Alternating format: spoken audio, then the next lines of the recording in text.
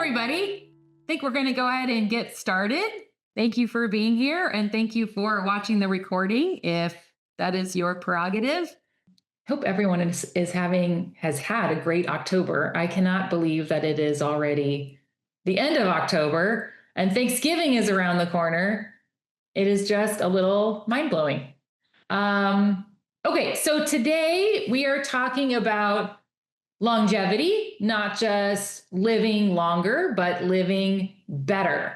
So much of healthy aging is it's not luck, it's not genetics, it's mostly lifestyle, which we're going to talk about. It's those small, consistent habits that if you know me by now and you've worked with me, you will know I am all about the small, consistent habits because I never expect anybody to climb the mountain in a very short period of time. That would be unrealistic and not fair. And no one wants to feel that way. So I'm all about those small, sustainable habits. And we're going to talk about those today. It would be good if I had my keyboard right here so I can go ahead and pop on over to our next slide. So this is me. Hi, everyone. I'm Meg Tancredi. I'm your dietitian for PPMA. It's an honor and privilege to work with all of the PPMA patients. We're going to talk a little bit about health span and lifespan. The difference between lifespan and health span is that lifespan is how many years we have lived. That's what it is. It's a number of years. Health span is the fun part. It's the years that have been lived with vitality, independence, and minimal disease. So in the US, the average person now spends about the last 10 to 12 years of their life in poor health, and they're often managing certain conditions like diabetes, heart disease, or cognitive decline. So we don't want to just add years to our life. We want to add life to our years. We want to have joy. We want to have independence. We want to have happiness. We want to have laughter. We want to live our life, right? It's not just about how long are we living. So research shows that about 70 to 80% of how we age is determined by lifestyle, not genetics. So that means we have a ton of influence over our health span, which is a great thing. Okay. So we've got some predictors of health span. So the choices that we make every day, what we eat, how often are we moving, are we sleeping, how do we manage stress, are we connecting with people? This has a ton of influence, more than what we realize. So we can think of these areas as like spokes on a wheel. Let me go ahead and move this guy out of my way. There we go. Okay, so we've got, and these are, by the way, if you have not worked with me yet, this is what I love to talk about because these are like the pillars of life. This is the stuff that's going to get you to the joy and happiness and living a very happy and wonderful, energetic life. So these are kind of like the spokes on the wheels, and that if one of them goes a little wonky or it's a little on the weak side, it impacts the other parts. So we want to make sure that everything is balanced, our life runs smoothly. So I actually have a question. I was kind of curious. If you were to guess which one of these 5 areas tends to fall out of balance for most people first, do you think maybe sleep does, or the exercise drops off, or the nutrition drops off? I was actually thinking about this and what I see when I work with people. And then of course, in my own personal life, because, I'm not a robot, but I think about these and oftentimes, nutrition can drop off because we're looking for what is quick and easy. Sometimes the exercise drops off because we don't have time, we have other things. And so it's really interesting when you think about this, what are we really making time for in our life? What are we prioritizing? What do we prioritize over some of these areas?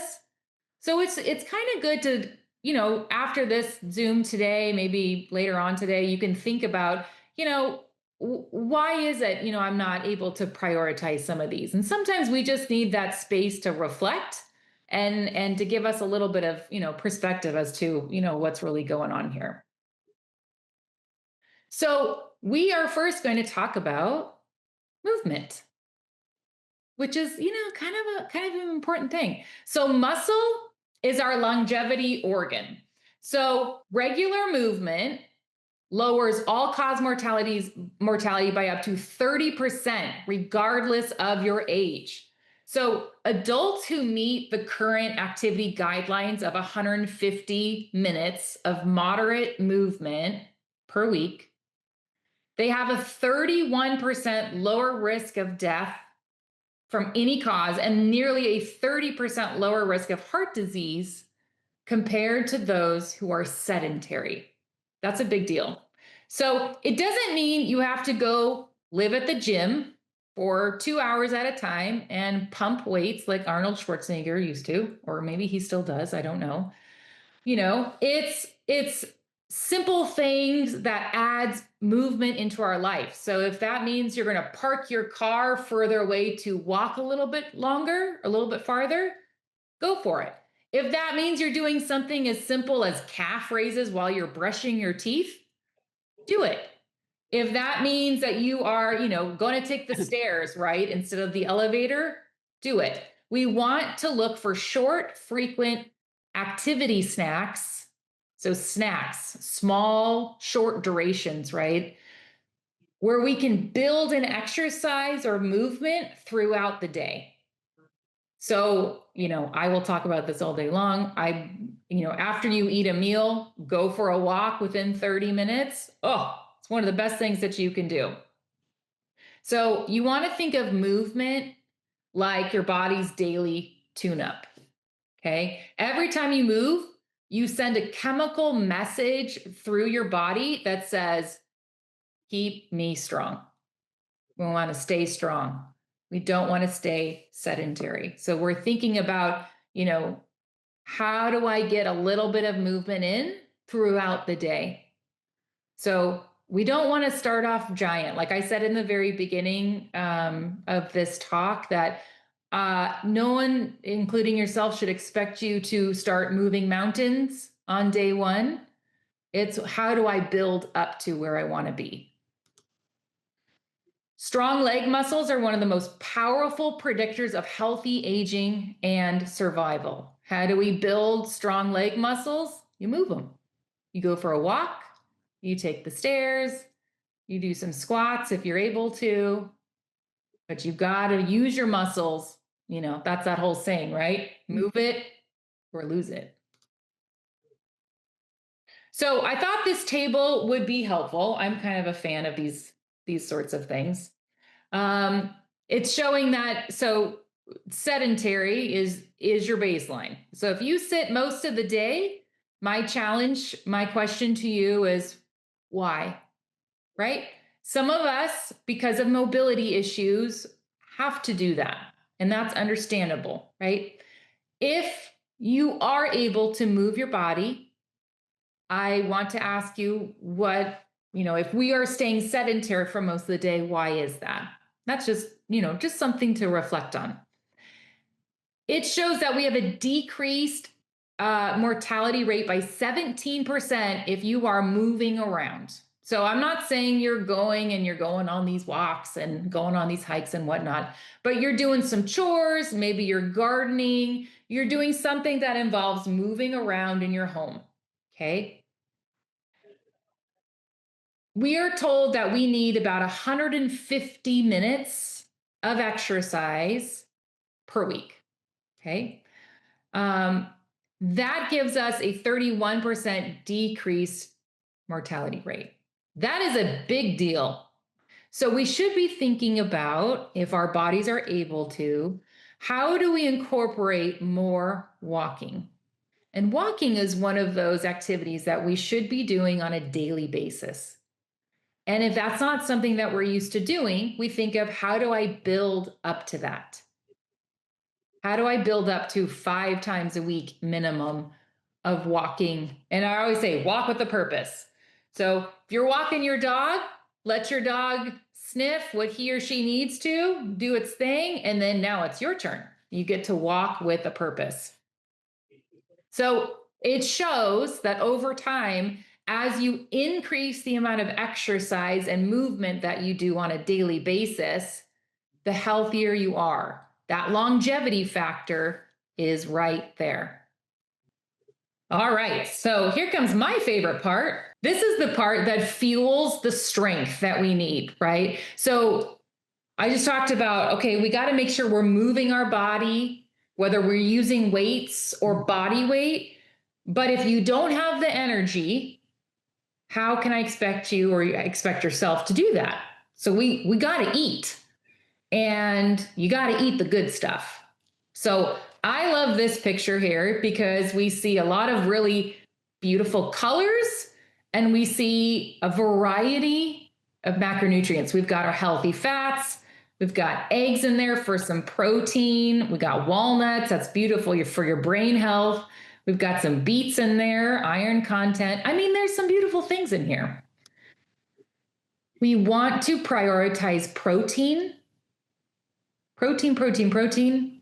We don't need a ton, but you definitely need some in order to make sure we are, one, maintaining that muscle mass, and we're also building it, because like I've said before, we lose muscle mass as we age. We don't want to do that. So how do we prevent that? It's from consuming protein regularly and using our muscles, building muscles rather. So generally, so this is not an individual guideline, but this is general because everyone has different needs and different conditions going on in the body. But we need about 1 to 1.2 grams per kilogram of body weight per day for an adult over the age of 50. And if we're only eating twice a day, you got to keep that in mind. Am I getting enough protein in here, right? And this is something that I can happily figure out with you in our session. Fiber is the other piece in here. Man, you will hear me all day long talk about fiber and blood sugar and how important it is. I mean, fiber is imperative for decreasing cancer for, colorectal issues. So ultimately, our goal is 25 to 30 grams a day. If you are not consuming that now, don't go diving into fiber tomorrow. This is something you want to build up to. Okay. All these things are what we want to build up to. So we also look at the healthy fats that feeds our brain. That's how our hormones are made too. You got to have healthy fat in your diet. So where do we find that? In our olive oil, our avocado, nuts, seeds, fatty fish. These are beautiful foods. I get very excited about this. Our brain is nearly 60% fat. So there's another good reason. We want that good brain health going on. Okay. Can you guess what I'm going to talk about next?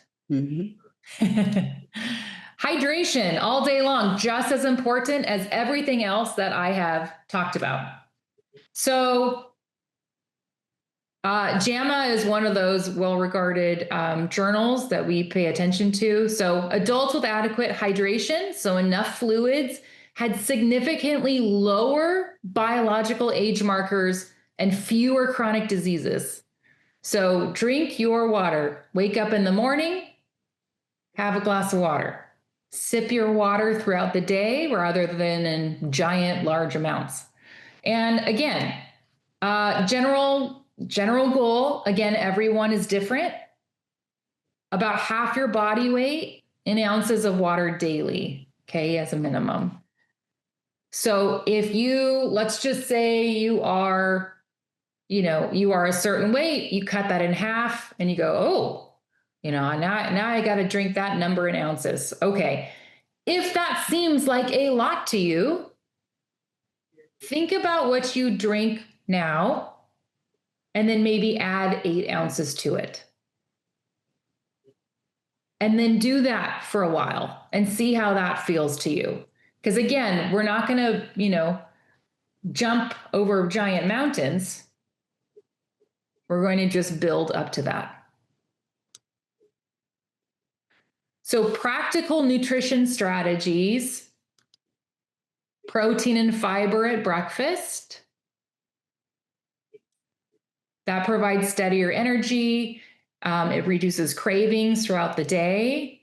Having those healthy fats in there are really good for your brain and your health. That hydration. I just chatted with someone earlier about staying hydrated throughout the day. When we tend to be dehydrated, our brain actually can shrink a little bit and our memory doesn't work as well. We feel really lethargic and tired. What's the best thing to do? Sip water throughout the day. We want to eat a variety of plants. Last month I talked about the importance of the gut microbiome, and we want to aim for about 30 different plants in a week. That includes herbs and spices. It's actually not too much if you think about breaking it down per day. So that's really important to do. And of course, one of my most favorite things is mindful eating. When we slow down, you should be aiming for about 15 minutes to eat your meal. And we want to slow things down. So put your fork down in between bites. Pay attention. I'm not going to tell you, hey, you need to chew your food 30 times, but you might want to chew your food a good amount of times instead of just chew a few times and swallow your food and move on really quickly. We are a very fast-paced society. And so if we are able to carve out time to sit, observe, taste, chew our food, it goes a very long way. We also have our brain picking up our fullness cues easier. So we can pay attention and not overeat and feel that really full feeling. So sleep is one of the most powerful and oftentimes the most ignored foundations of longevity. So it's not just passive downtime. This is when our body does its deepest healing and repair work. Because if you think about it, when does our body have time to just chill out and repair itself? It's not going to do that while we're eating and moving around and thinking and doing all the things that we do all day long. So we need about 7 to 9 hours of sleep. Studies have shown that people who get less than 6 hours regularly have an increased risk for diabetes, cardiovascular disease, and cognitive decline. So sleep is when we have cellular housekeeping and repair. We have better regulated hormones when we get enough sleep, and we have more control over our appetite.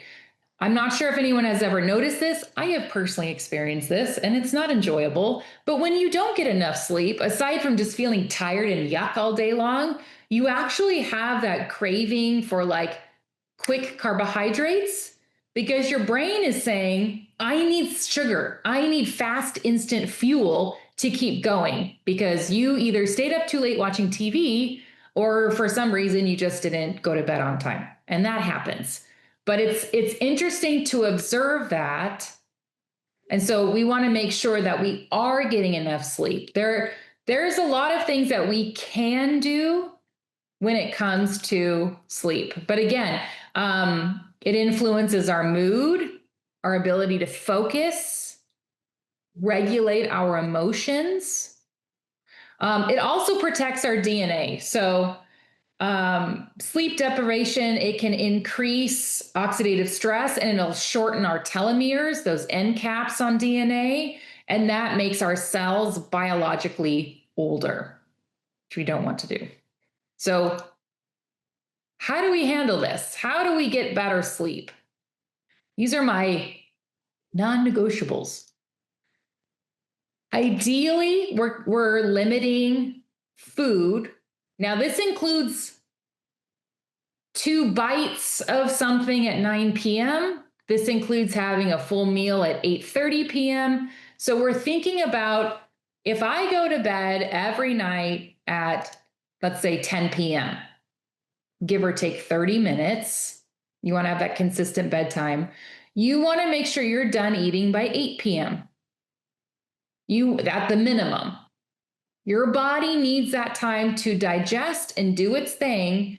So when you do go to sleep, it's able to repair and heal and do its thing on your brain and your body. Double check this. Make sure your room, when you go to sleep, is like a cave. So it's cool, it's dark. I mean, our body needs to drop in temperature to go to sleep. Make sure, even if there's like a little blue light because your phone is charging, put it away, put something over it, and making sure that it's quiet. So if that means, you need to wear earplugs or a mask and look really cool going to bed, then do it, right? We want to make sure we're getting that consistent sleep. Some people are very sensitive to caffeine. So, I say nothing past 1 p.m., 2 p.m. latest. The alcohol, I know, can be difficult to get away from. So if you notice that when you do have, a glass of wine in the evening, let's say, some people have 2 or 3, and you are constantly having disruptive sleep, maybe that's something your body's saying, you know what, we need to have a lot less. And sleep, trust me, as delightful as wine is, sleep is the non-negotiable. We want to live this beautiful, wonderful life. And so maybe it's something, we got to pay attention to in terms of the alcohol intake. Cutting off fluids. So empty your bladder before you go to bed, so you're not waking up going, oh my gosh, I have to go to the bathroom again. That's just something to be aware of. Sometimes we don't even think of these. These might sound really simple, but it's good to kind of do a little self-checklist and say, I guess, and I'm drinking a bunch of water at 9:30 at night for medication. So maybe that's something I need to dial back by a little bit of time. And then, of course, first thing in the morning, use the restroom. And I want you to get some sunshine through your eyeballs, right? So that has to do with your circadian rhythm. So when that morning sunlight hits your eyeballs, there's some, light sensitive cells in your eyeballs, and it tells a part of your brain, hey, it's morning time. That starts your circadian rhythm. That tells your brain, hey, we got to have cortisol start to rise, so we have some energy for the day, and we have melatonin kick in later on at night, so we know it's time to sleep, right? So our body, our gut microbiome, our brain, everything runs on a clock. It's a 24-hour cycle. So try your best to get some sunshine in the morning time. Can you guys guess what the accelerator of aging might be over here? It is stress. That's right. So, stress is unfortunately, I say, a normal part of life. And it's not something most of us can eliminate entirely, but we want to learn how to manage it. What is in our control? What are some things that we have to let go of? I am not a therapist, but therapy can help with this. The key difference is what I'm going to talk about today, which is acute stress versus chronic. So acute stress is very short term. So you're slamming on the brakes, oh my gosh, or you're giving a presentation, or anything that's very short. It's not on repeat. There's a brief cortisol spike. It comes back down to baseline. Everything's okay. It's the chronic stress that we have to be aware of. So if you're taking care of a parent, if there's financial insecurity, if you have a workload that is just all consuming, this is the stuff we have to pay attention to, because this is what keeps our cortisol constantly high. And we have elevated blood pressure, We might have weight gain, sleep loss, all of this stuff. So when we have that elevated cortisol, it disrupts almost every system in the body. This is primarily, we start to see weight gain, like fat around the midsection can come from elevated cortisol. And then we see, inflammation being high. Yeah, it just accelerates biological aging. And that's something that we want to pay attention to. So it's good to take a moment to think about, what are these chronic stressors in my life? And, how am I handling them? So we can train our nervous systems to recover faster. This is good. So these are practices that we can try incorporating. So my favorite on here is the nature exposure. So going out for just like 20 minutes, whether it's like sitting under a tree or walking in I would say forest, but I don't know where the forest is for most people around here. But walking in nature, even if it's a park, can lower your cortisol by about 20%. That's a big deal. And it just kind of changes. It's a change in scenery and it changes your mood. It's pretty great stuff. Going for the walk. Gratitude journaling is another really awesome practice. There's a lot of science behind that. And of course, I've talked about breath work in the past that helps just bring everything back down. It's like a nice little reset for your brain. So that 4 seconds in through your nose and 6 seconds out through your mouth. So that exhale should be a little bit longer than your inhale. All right, so this is the guy that I was hinting at. So this is the overlooked lifestyle factor, which is connection. So it's our relationships, it's our sense of belonging and feeling supported. So when we feel supported or spend time with others, our brains, it actually releases oxytocin and endorphins, and those lower cortisol, blood pressure, inflammation. Loneliness activates the same brain regions as physical pain. It increases the risk of heart disease, stroke, dementia, and early mortality. So we want to be thinking about, okay, how do I become more connected? So one way is actually through yourself. So it doesn't mean you have to go out and meet a bunch of people. That does help for sure. But when we have consistency and connection, it calms the nervous system. So you want to find your daily rhythm, and we can do that through routines that creates self-trust and predictability. We want to practice expressing gratitude and kindness. So that could go back to literally thinking of 3 things that you're grateful for before you drift off to sleep. So that could be anything like, I'm grateful for so-and-so giving me a call today and checking in on me. I am grateful for that 10-minute walk I got to go on earlier because I saw a really beautiful bird singing a song. I'm a big fan of birds. So thinking of 3 items, if you will, that you are grateful for that happened that day or that's going on in your life. That's a really lovely way to fall asleep, actually. They're showing now that when we combine connection with activity, that goes a really long way for brain health. Like if you're walking, if you're doing some form of exercise and having a conversation with a friend, that can be really great for health and longevity. Volunteering or joining a community group. We want to think about what is our purpose?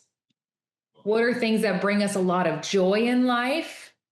Because these are the things that's going to help us live a longer, happier, more fulfilled life. So again, it's that social connection that keeps us engaged, motivated, and emotionally resilient.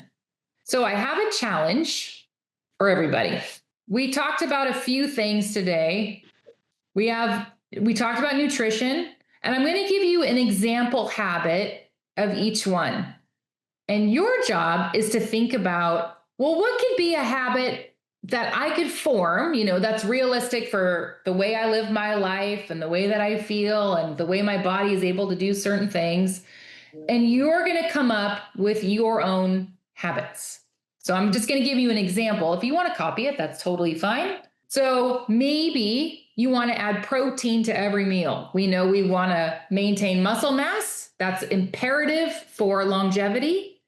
So I'm going to make sure that protein is included every time I have a meal. As far as sleep goes, oh, you know what? I have a habit of being on social media and I'm scrolling away, and before I know it, it's 11 p.m. at night. Well, maybe I need to work on a habit of putting my phone away sooner. Or, you know what? I realize my bedtime is all over the place. I need to be more consistent with that. So you're going to pick a bedtime and stick with it. That's something that I work with people on, is their sleep, because we don't want to jump from 11 p.m. bedtime to like 9:30. That's just not going to work. But we'll wind it back together. Movement, going for that 10-minute walk after dinner. It's one of my favorites. Or maybe there's a new activity that you're interested in trying. So thinking about, how do I incorporate more movement? Because I saw on the table today, Meg said that if I'm too sedentary, that's not doing me any favors. So I got to think about, how do I move my body more? And maybe you want to incorporate some breath work when you're stressed. Or maybe when you're not stressed, you just want to do some breathing. And then connection. So reaching out to a new friend. Maybe it's, hey, you know what? I've been wanting to go volunteer in a new group. Maybe you want to start a beach cleanup. I will join. I love stuff like that. So thinking about, how do I connect more either with myself or with other people? So this is your job. You get to figure out how to personalize each of these to your daily life. Longevity is built day by day through simple habits that nurture your body, mind, and connection. Again, we always go back to those small, sustainable steps. Does anyone have any questions? And then you can always email me if you do have a question. You can call the office if you want to schedule an appointment with me. It's included with your membership. I would love to. I mean, if I haven't met you yet, come meet me. We'll have fun. You won't even realize it's work. So if anyone has any questions, you could just unmute yourself and ask. No questions from me, in a very, very good presentation. Thank you very much. Oh, thank you so much. A lot of material here that is going to be useful for me. The main thing I need to be careful about is drinking too much water just before bedtime, because I find myself, when I do that, getting up maybe 3 times during the night. Oh, yeah. It interrupts my sleep time. Yeah. That's a lot. We don't want you waking up that often if you don't have to. So yeah, I'm glad that's a good tip for you. Yeah, very much so. Thank you for being here. Thanks for having the presentation. Very enjoyable. Well, and very, very useful for me. I've got 2 pages of notes. So. Oh. So all right.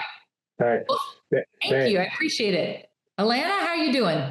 Good. I do have a question, and actually it's on the heels of the gentleman who just spoke. I do get up during the night, but I was always thinking it was because I'm taking furosemide and things like that.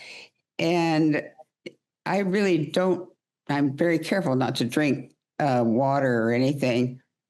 I might have a bottle of wine, but I just drink water before I go to bed. You know, it just depends on how I feel. So that's my question. Is there an organic thing that makes you go during the night? Sometimes I go 2 times, sometimes, and I know when I go at 1 and then I go at 3 and then that's it. So, it's like a little schedule. And does my bladder know that, or am I taking something that's saying, girl, you better get going to the bathroom or something's going to happen in this bed right now? So that's what I'm asking. Is that in fact because I had liquids too close to the time I went to sleep, or not? So that's a great question. So, I mean, it could be being on a diuretic is just, it means having to go use the bathroom more often. Absolutely. I mean, it is something to track. So if we're not sure if it is, if you are drinking too close to bedtime and then you are getting up every night, it might be something to track. So if you like, I always like people to track things. So if you track, hey, stopped fluids at, let's say 8:30 p.m., and you do that consistently each night, and then the next morning you track to see, okay, you know what, I didn't get up at all, or oh, I keep getting up at these times. The next question I would ask is, I wonder if it's almost become a habit. Sometimes we acquire these habits and we don't even realize it's just, oh, I'm awake now. It's time to go to the bathroom. And so, it might be like, hey, I have a full bladder and now I have to go urinate. And that's the way that it is. But, so I think, and I know you and I are working together, so we could dig a little deeper. Okay. And maybe track and see, what really is going on, if there is something that we could change. Good. Yeah. That's a good question. Thanks for asking. I will. Thank you. And it was wonderful. You touched on a lot of subjects. Thank you. You're welcome. Thank you. All right. Well, I will go ahead and wrap this up. Again, thank you for being here, and thank you for taking an interest in your health. Health is wealth, as I have heard. There's little steps that we can do to optimize our health and feel really good and enjoy the life that we have. And so if you need help with that, here's my information on the screen. So thank you all so much, and I hope you have a great rest of your day. Thank you. Thank you very much. Thank you, guys. Bye. Bye.